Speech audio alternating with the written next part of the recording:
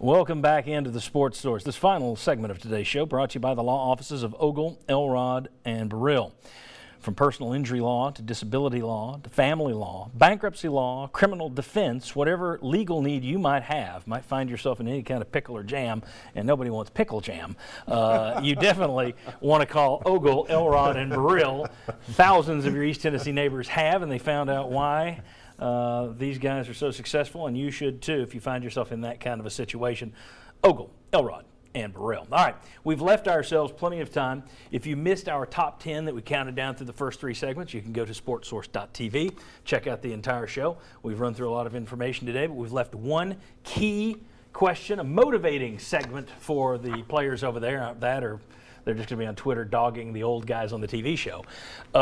The question was, who still has something to prove? And here's how they came out in terms of votes.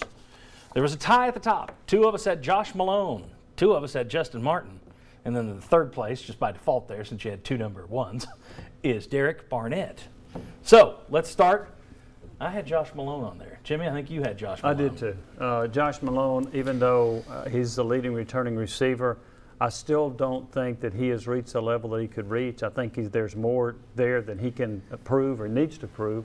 And I don't think he's been as consistent as he needs to be. So I'm still looking for Josh Malone to break out and be the 4 or 5-star recruit that he was when he was signed. I think there's a Marquez North comparison to be made, maybe not on the injury front, but in terms of North had all the tools and you kept waiting and waiting and waiting. It never happened. And he left. Will Josh Malone make the step forward that Marquez North never did?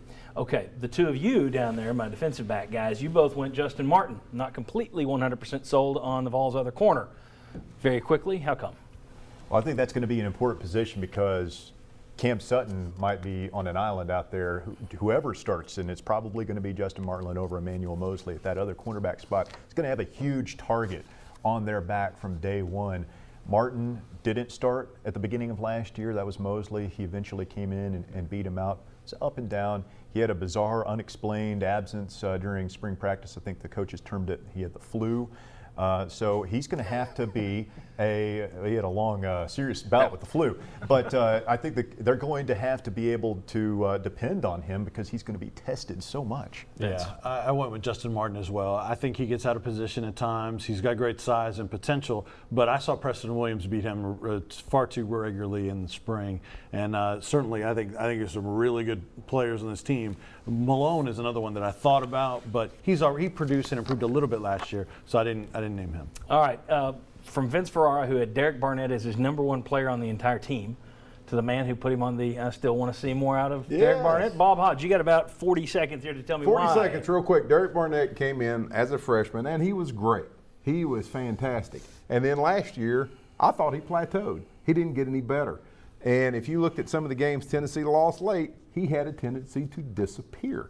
If you read NFL scouts' criticisms of him, they're pretty deep. One scout, and I couldn't find who it was, said that he could end up being the most overdrafted player in next year's draft if he comes out early. And I just want to see him be great again and not get off the plateau he was on last year. 10 sacks, about the same number of hurries. I just didn't see him improve a lot. Okay, very good, guys. And now Vince is going to throw something at me. You get the last 10 seconds. Your thoughts? Yeah, have 6 guys not blocking him, and then maybe he can produce it. Don't worry, he didn't. All right. We will see you all next Sunday, 11 a.m. right here, WATE 6. Thanks to Vince, Russell, Jimmy, Bob, and thanks to you for watching, and thanks for always visiting our sponsors and taking care of them. It means a lot to us. If you missed any of today's show, check out sportsource.tv. See you next Sunday.